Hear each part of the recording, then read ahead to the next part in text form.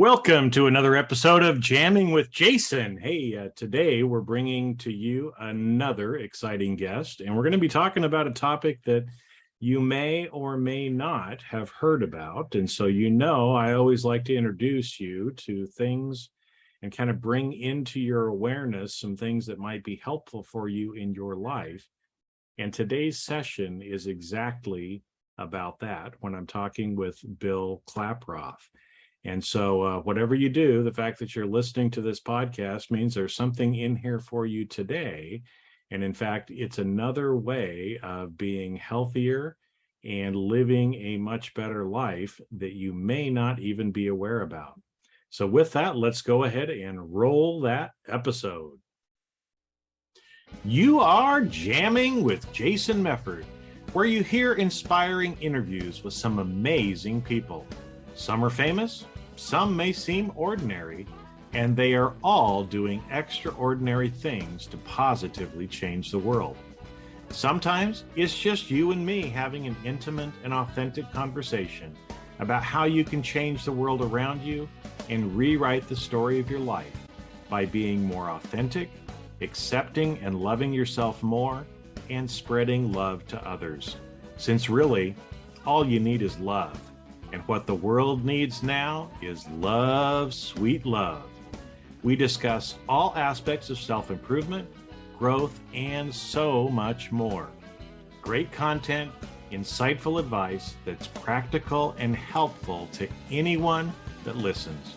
You're always eager to come back for more and share with your friends and family, since you learn something in every episode. So sit back and enjoy the easy listening while you feel seen and heard in this informative, authentic, and entertaining podcast. Now, let's roll that beautiful podcast footage. Hello, Bill. How are you today? I'm doing great, Jason. How are you doing? I'm doing good. It's I was kind of laughing to myself, right? I have all these private jokes because I talk to myself in my head all the time. But it's like, yeah, two old guys with beards today on the podcast. So and we both got a little gray going on there. So, well, welcome. I'm excited to have you here because, I know you have a very interesting story that I wanted to help share with people. And you're actually doing something that, I've been aware of for a long time, but a lot of people aren't aware that it's even a thing. Okay. And that's hypnotherapy, right? So Yeah. So I wanted to, I know you've got a really interesting story. So what I wanted to do was kind of, back up a little bit and kind of talk about your life and how you came to become a hypnotherapist, right? Because I just kind of wanted to maybe start off there just to kind of see how you got to where you're at, and then we can kind of jump in and talk about, so what is this? How does it actually work? What kind of stuff does it actually help with? Because I know it's helped you in your life, and we were talking before about your brother, and so let's just kind of jump in there. So kind of what's your story and what brought you to where you are now?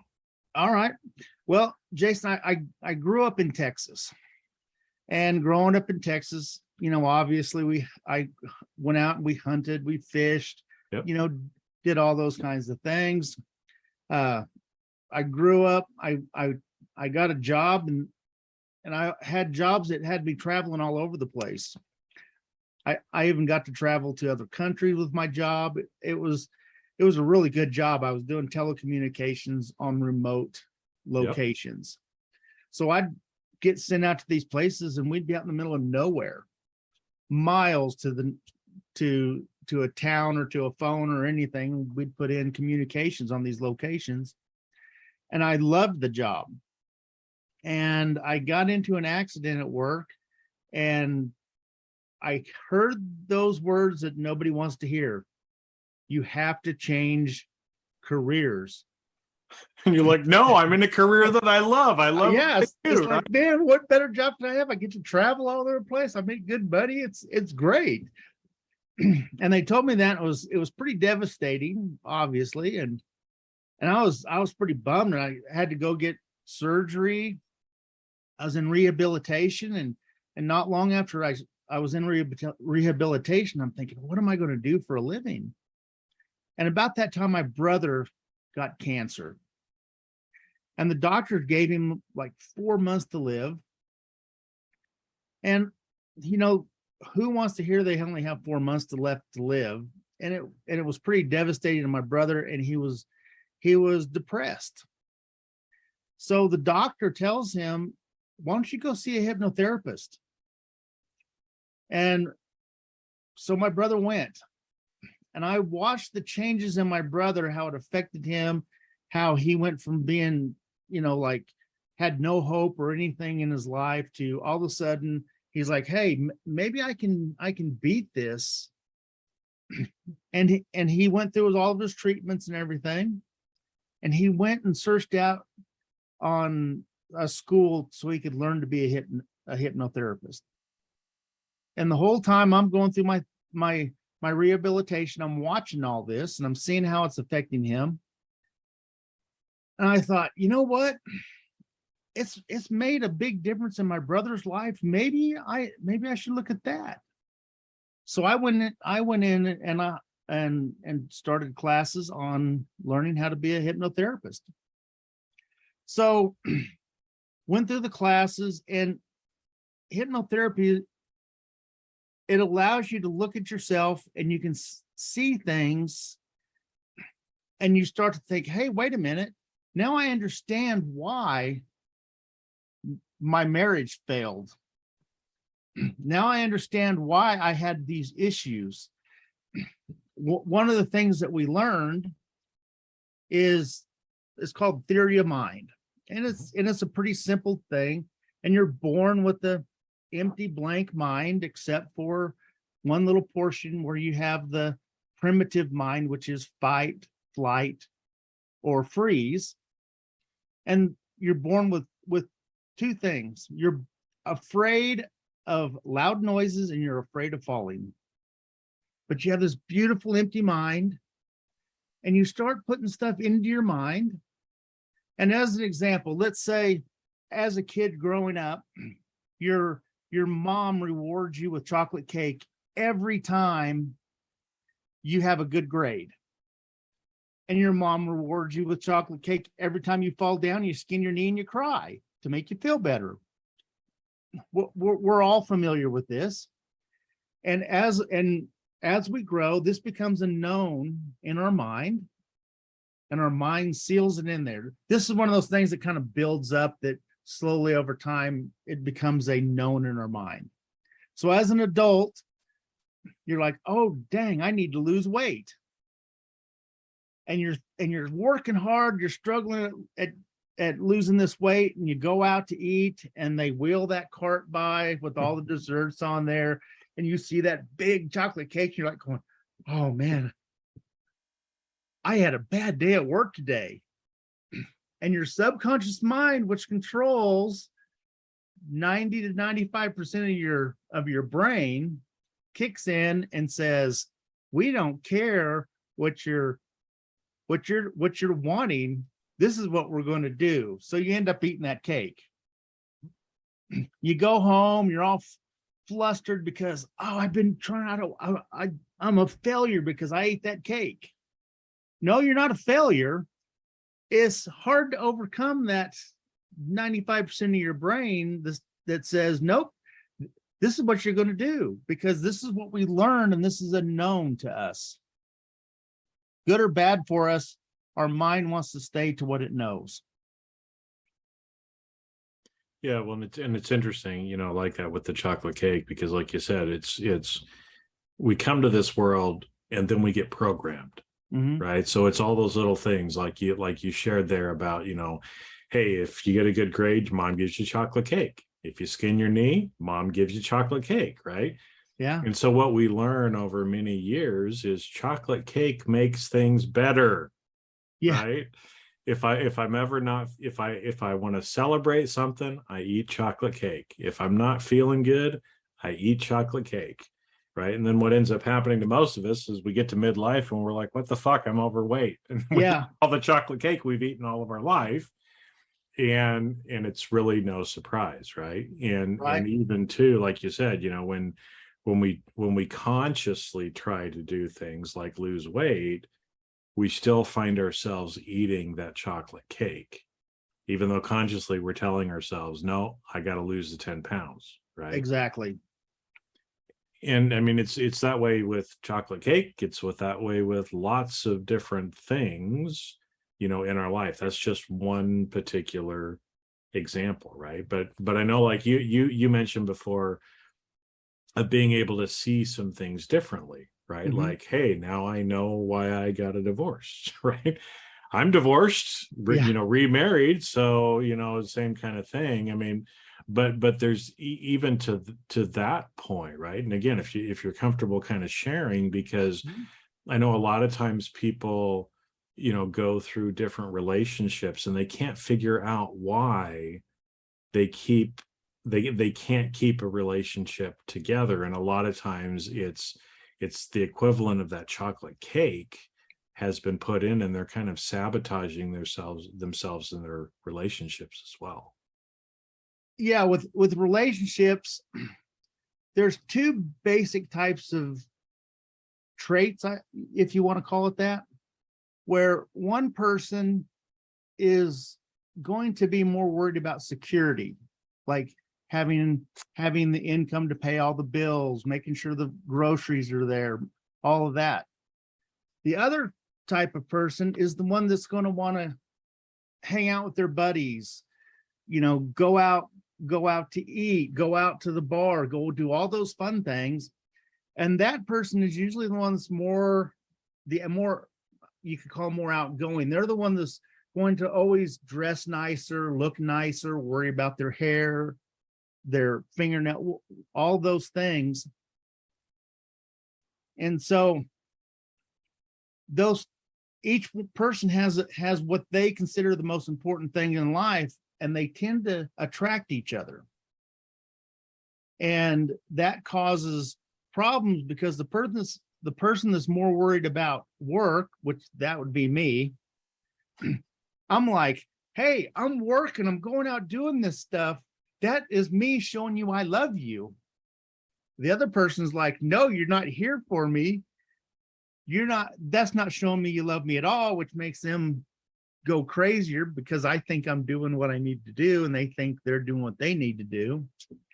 And because I didn't understand how to respond to the other person, that just created more issues and problems, which led to a divorce. Yeah, because here the whole time you're thinking, well, I'm being a good provider, right? Yes. I mean, I'm making good money, I'm bringing home good money, but like you said, I mean, it was a job that you loved, but you were away all the time. And I'm guessing that there's, you know, probably a part of you too that liked to be outside, like to be out in the middle of nowhere, kind of doing the stuff. I mean, that was something that was good for you, that fed you, if you will, as well. But to your wife, it was like, but you're never here. Yes. And in kind of the model I'm speaking of, like my personality, the one that wants to be the provider, we kind of like to be alone. And the outgoing person, they don't like being alone. They like people around. They're the ones that want to hug and kiss and be lovey-dovey. And like me, it's like, okay, I'm okay with that every few days or whatever, but not all the time. So just understanding those simple little aspects of the basic personalities makes a big difference. Yeah.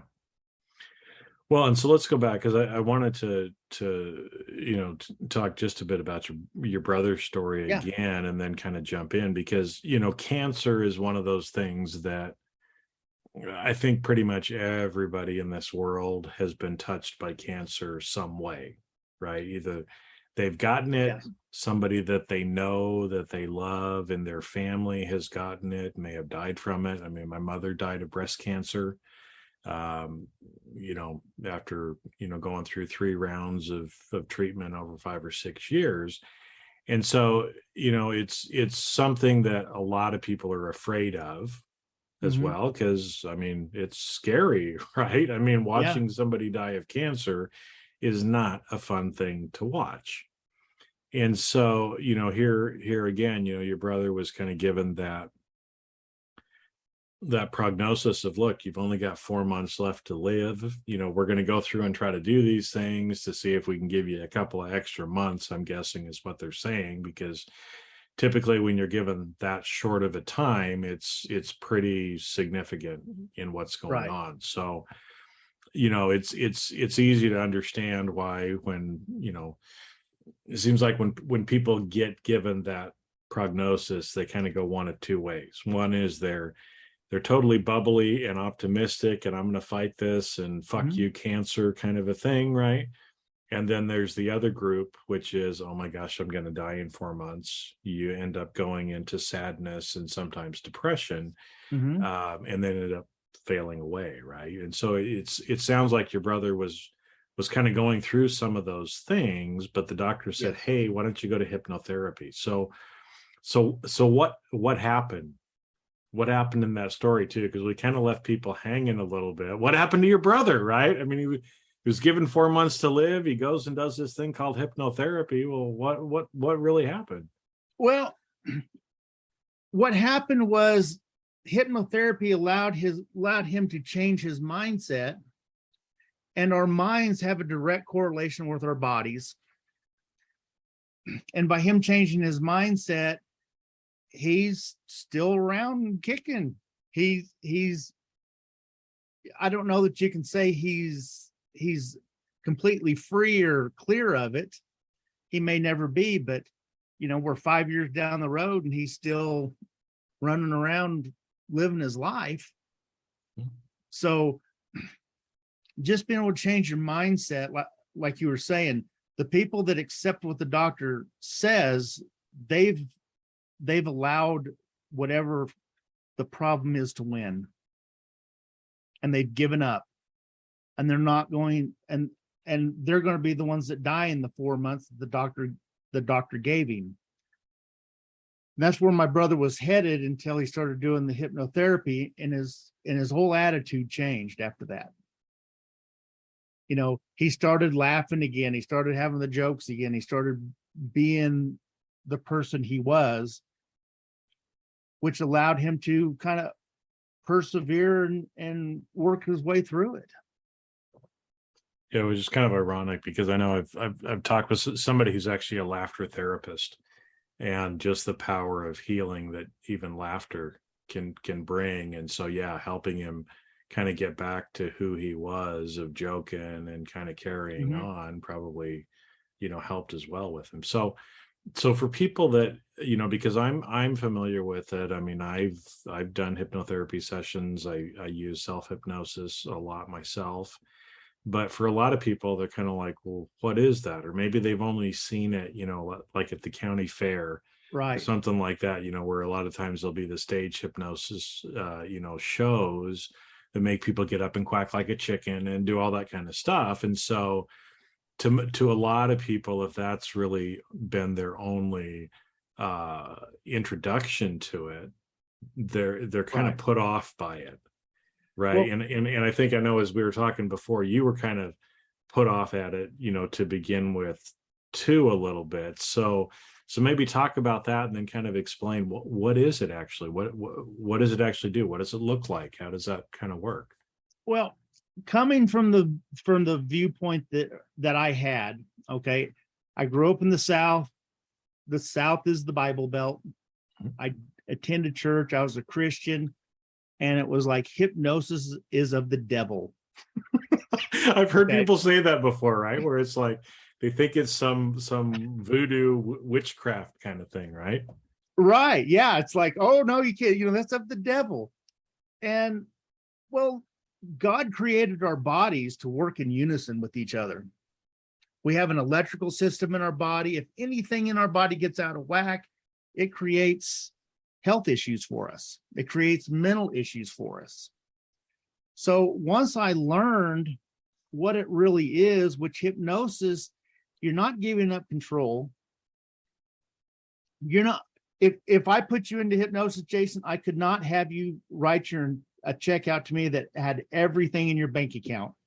You'd be like, what? Wait a minute, there's something wrong. No, unless I wanted to give you all the money, and then I would, right? Right. I can't make you do anything you don't want to do. Hypnosis is, we work with you to help things get better for you. It's a do with, not a do to process. Mm-hmm. So most people don't realize they're in hypnosis at least twice a day. The 30 minutes before you go to bed and the 30 minutes after you wake up, you're basically in hypnosis. Have you ever laid down to go to bed and you're watching TV and you go to sleep and all of a sudden you're having dreams about what you watched on TV? That's because that gets put into your mind as if it's as when you're in hypnosis. So when you're driving down the road and you kind of space out and you miss your turn off, you think, oh, wait a minute. What just happened? I missed my turn. Well, that's a form of hypnosis. Is you, when you're driving on the road, you go into road hypnosis. And most people have experienced that also. And when you're in a movie theater and you're watching a movie, you get so into that movie that everyone around you fades out and all you can do is focus on that movie. You're in hypnosis there. The entertainment industry knows the formula to get people into hypnosis, to buy into when that character on the screen, something sad happens and those tears start coming down. And that's not really happening. That's not a real person, but yet you've bought into it by going into hypnosis. Yeah, because that's one thing that amazed me when I first started learning about it, is how much of the time we're in a hypnotic state and we don't even realize it. And so, a lot of times people are afraid to go into that state because they feel like it's something unnatural. Mm-hmm. Or like you said, I'm going to lose control, or it's of the devil, sort of a thing. But it's not. It's more of a kind of relaxed state where your mind slows down, and it just allows us to be able to, focus wholly on what's going on and tap directly into our subconscious. Because, like you said, we've had a lot of things like the chocolate cake programmed into us, and the only way to reprogram that is to go in and reprogram it, right? Which is kind of what hypnosis is actually doing. So kind of just to explain, maybe, again, if somebody, came to you or came to another hypnotherapist, what would they kind of expect? What would a session kind of look like, so that they would kind of know before they go into it what to kind of expect? Because I feel like a lot of times when we understand what's going to happen, we're a lot less scared about it, right? Yeah. When the person comes in and I start the session off with listening to them kind of telling me what the problem is, how they want to feel about things, and kind of where they're wanting to go. And then after that, we'll put them into hypnosis, and hypnosis is the hypnotherapist talking to the person to help them get to that point. Then once they're in hypnosis, they will get more relaxed and they can remember. That's one of the things I hear regularly is, wow, that was so relaxing. Can I stay in hypnosis?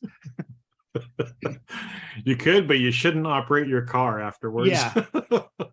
So you go into hypnosis, and then we do something called a progressive relaxation, and that's just to help you the person relax, let go of tensions and stresses that they're holding on to. Most people hold on to things they don't even realize they're holding on to, negative emotions, negative feelings, and they hang on to these things. And through hypnosis, you can help them release those things. Mm-hmm. So hypnosis it can be a guided imagery to where if your favorite place is the beach, let's say, the hypnotherapist can use a guided imagery of you going along the beach to help you relax and to release any of those negatives you're holding on to and help you get to the place you want to be. Mm-hmm.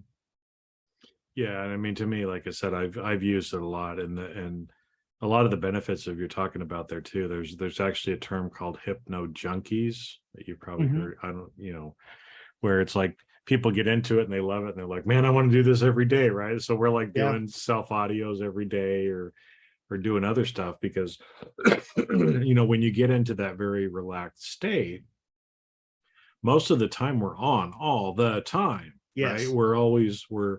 We're stressed up, we're wound up, and really we don't take time usually to relax. And so it's an opportunity, just like going and getting a massage or doing other things like that, where it kind of forces yourself to relax a little bit as well. And the nice thing too is, like you said, it's not, there's different ways of doing the induction, and there's different ways of when you're actually in the hypnosis, depending on the school that each person has kind of gone to, or what worked for them, or what you're kind of working on. But you're pretty much just kind of being told or talked to and kind of taken along a journey, yes, if you will, and ask certain questions. So it's not, it's nothing that's intrusive. It's not like somebody's giving you a pill. It's not like somebody's taking a scalpel and cutting you open or doing anything like that. And I think one thing too that I think I've heard from people, some apprehension is, well, what if I want to come out of hypnosis? What if something happens in the middle of this session? Is it okay for me to come out of it? Do I come out of it? How does that kind of thing work? I've had people in the middle of the hypnosis session, the phone rings. They sit up and they go, "Oh, give me a second." And they answer their phone, and then we just continue right on in it. Hypnosis, you can get up and walk out of it at any time you want to. Most people don't. They like that relaxation. Most people have their lives, like you were saying, are so stressed and so busy. They want to stay there. That's a comforting, relaxing place, being in hypnosis. Mm-hmm. So even though you can get up and get out of it any time, you're not going to get stuck in hypnosis. Nobody ever gets stuck in hypnosis. I know one of my friends who's a hypnotist said, nobody's ever had to go to the emergency room because they were stuck in hypnosis, right? Excuse me, doctor, but I need you to get me out of hypnosis because I can't do it, right? I mean, we get ourselves out of hypnosis pretty easily, usually. Like you said, I mean, just when you're watching a movie or anything else, you come out of it normally. Yeah. Anyway. It's not going to be like I was watching the television show not too long ago, and the character in the television show was like 5 years down the road from seeing a hypnotherapist, and every time the bell rang, they would act like a Soviet spy. Like a Pavlov's dog kind of syndrome. It doesn't work that well. Yeah, that doesn't happen. No. I mean, and there's if you choose to train yourself with certain inductions, you can go into hypnosis quicker. But yeah, it's not like the parlor trick kind of stuff that you see for entertainment purposes. No. So yeah. And basically what we're doing with hypnosis is we're trying to bypass that critical mind, because like we talked about earlier, but sometime between the ages of 8 and 10, we build this little wall in our mind that separates our critical mind, where we think, we reason, we do all that stuff. And that separates it between the subconscious mind. And so you have to get in there and open up a little door to be able to get those thoughts and those suggestions that you want in there to help get them into your subconscious mind. And that's all you're doing with hypnosis, is helping those wanted things to bypass that little wall that's there. Well, and like we were talking about before with the chocolate cake, right? Is that, there's been several different studies that are done, and you kind of referenced this before, about 90 to 95% of what we do is actually subconscious, right? Correct. And I think that's one of the things that so many people don't realize is we think, hey, I can use my conscious willpower to make anything happen. But it's like, I'm sorry, but you can't, right? I mean, you'd like to think you could, but your subconscious is making decisions 6, 7, 8 seconds before you can even consciously think about it. And so really the only way to get to and make some of those changes, because you can't will yourself not to eat the chocolate cake. It might work once or twice, but it ain't going to work all the time, right? You're going to find yourself going back to the chocolate cake and not realizing why you're doing that. And so you have to kind of open that little door and get back in and kind of reprogram that part of the brain that's harder to access, like you said, once we get past 8 to 10, which is just the whole human development thing is pretty amazing that way for me too. But, and especially how we think that consciously thinking we can think our way through anything, but we can't think our way through it, right? Right. And it's just like, what your brother experienced, what I've experienced, it's like we can't think ourselves to becoming happy, right? It's like if I'm sitting here and I'm like, I'm in a funk, I'm depressed, I can't get up and move, but I'm going to think my way. I'm going to think and will my way until I do it. It just doesn't work that way. We have to use some other mechanism, music, movement, self-hypnosis, something to be able to bypass that, because just the conscious thought itself doesn't make the change. You're not changing the programming when you're trying to change the conscious thought. Right. And here's something a lot of people can easily relate to.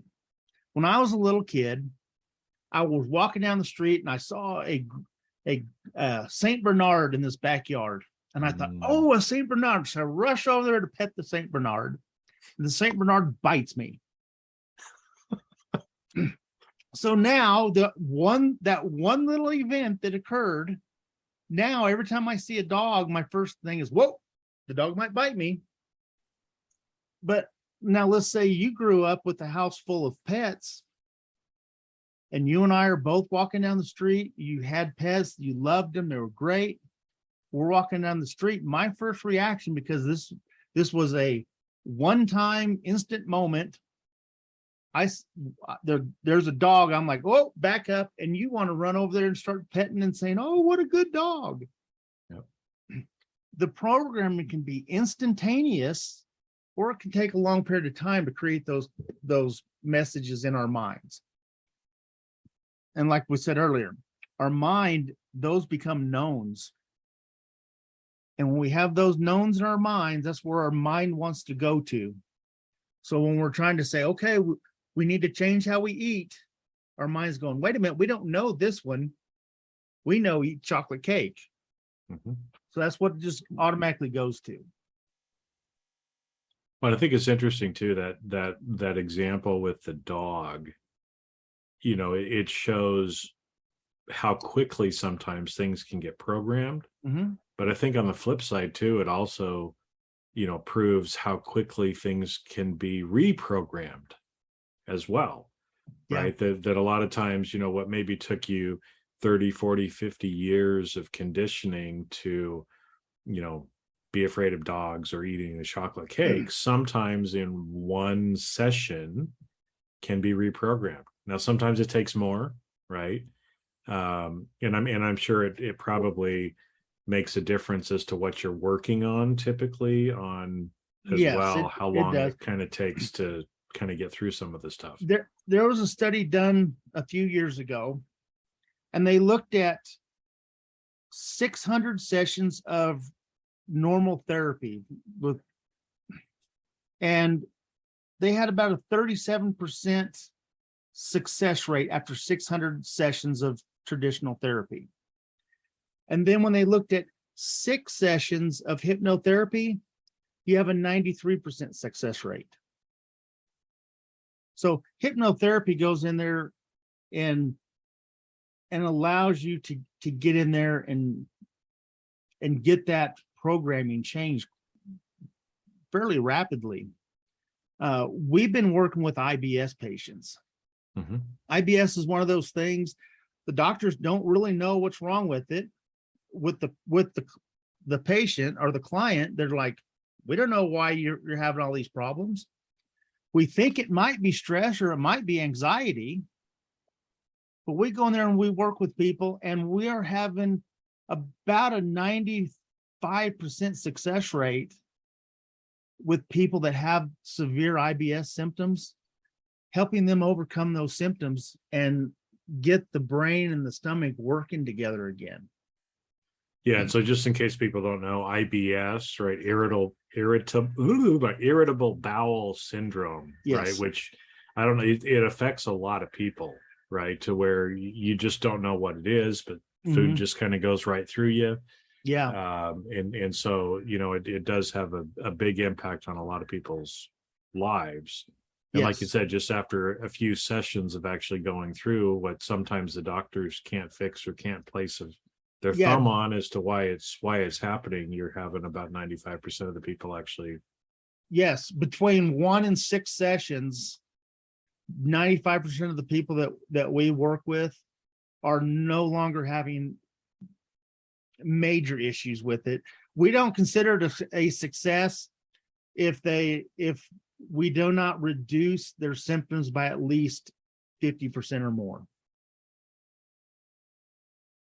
Well, and this is one of those things too, because I know that you guys have been doing a lot with IBS, which again, like I said, that's a big issue for a lot of people. But what are some of the other reasons maybe why a lot of times people come to hypnotherapists? What are some of the kind of common things that people are looking for help with that hypnotherapy is actually very effective at helping? Okay. We also deal with people that are wanting to stop smoking, and stop smoking is one of those things that people have problems with for years. And normally 1 to 3 sessions, and with hypnosis, you can stop smoking. Losing weight. If you've had trouble with losing weight and you want to lose weight, hypnotherapy, that usually takes longer, typically in the 12 to 14 session range. Yeah, because I've heard that from a lot of people. Some hypnotherapists don't even do weight loss because it is a longer issue, because there's so much else tied to our weight than just one thing, and a lot of times there has to be several things that are kind of reprogrammed before the weight actually comes off. Correct. Stress is another big one. Anxiety. We've worked with people for pain management. Let's see. I'm trying to think of the big ones here. Having problems with tests. People stress over that. Fear of driving is another big one. Someone driving down the road and they may be involved in an accident, or they may see an accident that occurred, and now they have a fear of driving. That's one that can be overcome. And fear of flying. I dealt with a gentleman that had a fear of snakes. He had this fear. His fear was so bad that he couldn't even walk outside. He'd pretty much run from his house to his vehicle and go to work and do the same thing at work. He just couldn't get out anymore. Worked with him 1 session with hypnotherapy, and he was going outside. He was going on hikes. Now he did come back to see me after about 6 months, because he was taking a trip to the south. There's a lot more snakes down there. There's a lot of snakes down there, so he was a little worried about that. But it did make a big difference for him. Yeah, well, and I wanted to talk a little bit too, about the, because I know you're living in Wyoming now, Mhm. small town as well. And I know sometimes, I mean, I've done most of my stuff remote. So, using something like Zoom or some sort of a virtual, is that how you're actually working with most of your patients, or is this something that needs to be in person or? Zoom is the most common way that I'm dealing with clients at the time. Uh, I've done it by the telephone. I've done it by Zoom with no video. That's because they didn't have the internet connection to maintain the video, but they could do the audio only. In person, pretty much any way. If we can talk to each other, we can do hypnosis. Okay, because I know that's a question a lot of times that people have is, well, how do I find a local hypnotherapist? And it's like, well, you don't have to be local, right? I mean, you could literally No. be talking to somebody halfway around the world. And Yes. like you said, as long as you can talk to them, obviously the video is probably easier for the therapist too, because there are signs, folks, when you're going into Yes. hypnosis as well, that they're trained to know how deep you're actually in, if the first induction actually worked, or how much more deepening that you need to do before you actually start doing the work. But that's one of those too, where it's like, I love it because I don't have to worry about thinking, right? All I have to do is listen to words, Mm-hmm. uh, and sometimes have some imagery and other stuff that I'm doing, but it's for the patient themselves, it's a very easy thing to do as well. Yes. Um, Most people do not have the opportunity, one, just to talk to somebody that's going to just sit there and listen to them, and two, most people don't have the opportunity to truly relax and let go. And that's two of the things that you'll get when you go to hypnotherapy is you'll get someone to listen to you. I want to listen to people because if I don't listen to them, how do I know what it is they need to to work on? What do they want to change? I'll give you an example. This one guy came to me and was like, "I'm here because my wife sent me." Okay. And what do you want to do? Well, my wife tells me I need to quit smoking. Okay. Let me guess, Obviously, a session with that person didn't work, did it? so it's like, okay, well, I can't do anything for you. What do you want to work? I said, what would you like to fix? Well, I would like to have a better golf swing. Okay. And that's kind of what we focused on was a better golf swing. But that's just it. If I don't listen to the client, then you can't help them. Yeah. Well, yeah, I mean, it's to me, I've known about this for a long time, and hopefully, again, I mean, everybody that's listening, the fact that you're still listening means, maybe this is something you try out, right? There's lots of other alternatives to just going and popping a pharmaceutical pill for a lot of different things, right? I mean, if it's trauma, if there's, some serious stuff, but even, like we were talking about with your brother, even things like cancer can be helped by this. He was doing both, the medical chemo radiation stuff as well as this, and the combination of the two, went from 4 months left to live to now he's been around for another 5 years, right? Mhm. So that it's something that you can do in combination with other Yes. things as well. And it's been scientifically proven that during hypnosis, the certain levels in the body, they rise where they're supposed to with cancer patients. The levels that need to go down will go down through hypnosis. And our brain does not know the difference between when it's imagining something and what's real. So when you start having your brain focus on on what you're wanting with yourself, your brain thinks, well, this is what it's supposed to be, and your brain will start changing it in your body. How many times have you ever been so angry at someone you can feel it in your belly? That's, when you get angry like that, it's having an effect on your body and your brain at the same time.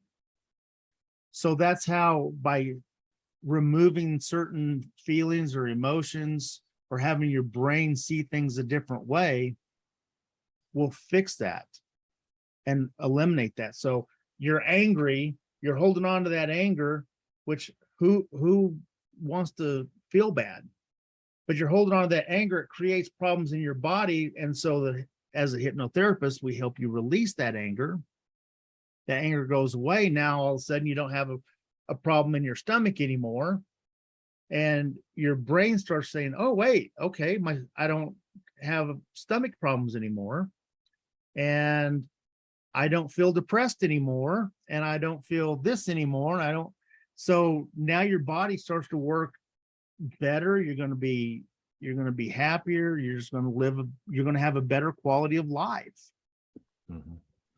Well, and I think that's what everybody, a lot of the aches and pains, a lot of the, depression, anxiety, a lot of these different emotions that so many of us are feeling, it's things that usually can be reprogrammed, because we're feeling those things because of some experiences we've had in the past. That when we can finally reprogram them, then we don't have to worry about them, going forward. And like you said, it's usually a lot quicker, a lot higher percentage of people that are actually getting results with it. Which is another reason why I wanted to have you on today, just to be able to talk a little bit more about it. And also, I know when you said something, just in case somebody who's listening is like, oh, come on, Bill, right? Mm-hmm. Our brain, you just said that our brain doesn't know the difference between real and imaginary. Are you kidding me? I'm a very smart, educated person. I know the difference, right, between what's real and what's imaginary. Right. Okay, then how come when you're watching a sad movie and you start crying, why are you crying? Why are you feeling sad? The movie's not real, but you're doing it anyway, right? Because again, even though the movie is not real, we're feeling those emotions. We're in that hypnotic state. Yeah. And so to our body and brain, it feels like it's real. Correct. And athletes have been using self-hypnosis forever. They see themselves making that catch or hitting the ball or that perfect swing. They go over and over and over in their minds. That's self-hypnosis. So by them visualizing it and seeing it in their mind, that's what the body starts to understand is how it needs to happen. And those high-level athletes, that's how they can perform. That's part of how they can perform the way they do week in and week out, is they've trained their mind that this is what it's supposed to be. Mm-hmm. Yeah, and that's why, again, I mean, it's going over this and over this and over this in our head, and kind of reprogramming.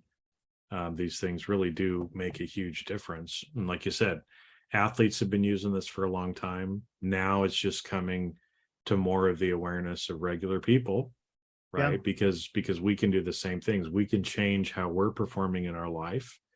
Right. I mean, we can use it, like you said, for a lot of different things: golf swing, quit smoking, IBS, lots of different health kind of related things. But a lot of people also use it for kind of a peak performance standpoint, like athletes do. Right. Yeah. If you're running a business, if you're worried about an upcoming board meeting or speech that you have to give.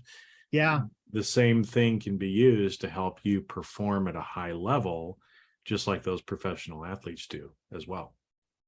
Correct. And it's not uncommon for people to get anxiety over having to stand up and speak in front of a crowd. and hypnosis can help that without a problem. Mm-hmm. Yeah. No, it's good stuff. Well, and Bill, I appreciate you, coming on and talking. And I think too, one of the things that we mentioned a little bit too, but it's, you were talking about your accident before and being told, you can't do that job anymore, Bill, and a lot of people are being told, Jason, you can't do that job anymore because we're firing you, or we're getting rid of this, whatever it is. Right. And just to know that there's lots of other ways to make money. There's lots of other things that we can do with our life. And so maybe we can kind of end here. I mean, you could have done lots of different things. Why did this big burly guy from Wyoming that grew up in Texas, of all the things you could pick, why did you choose hypnotherapy as how you want to help people and earn your money now? Well, it boils down to I want to help people, and be able to live the lifestyle I live.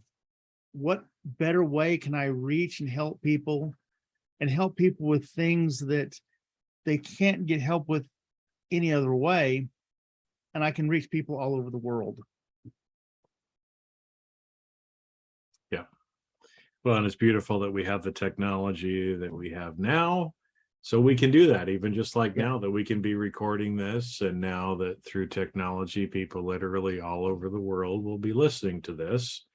Even though we're recording it somewhere in the cloud on some server in some server farm somewhere, and you're sitting in Wyoming and I'm sitting in California, but somebody anywhere in the world now will be able to listen to this, which to me is just wonderful too. And it, like I said, it opens up the ability for things like hypnotherapy that 20 years ago it was mainly in-person stuff, so it was a lot more limited.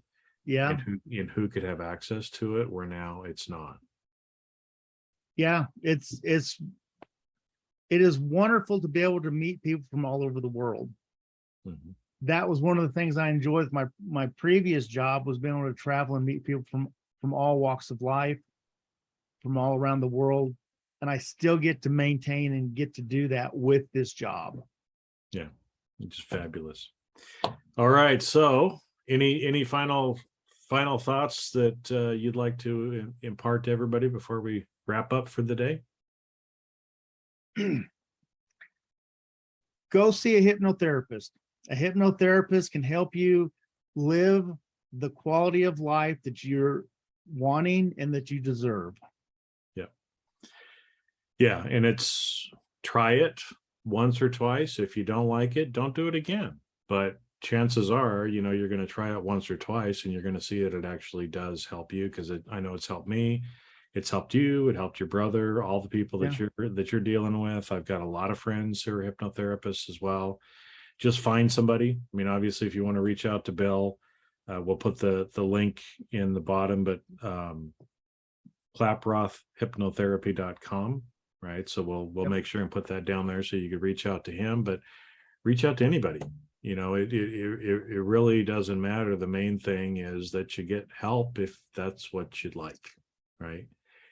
Because there's a lot of things that we just feel like we're kind of stuck with the rest of our life, but we're not really stuck with anything. We always have a chance every single day to create a new day, create something different. And this is just one of the many tools that we can all use to have a better life.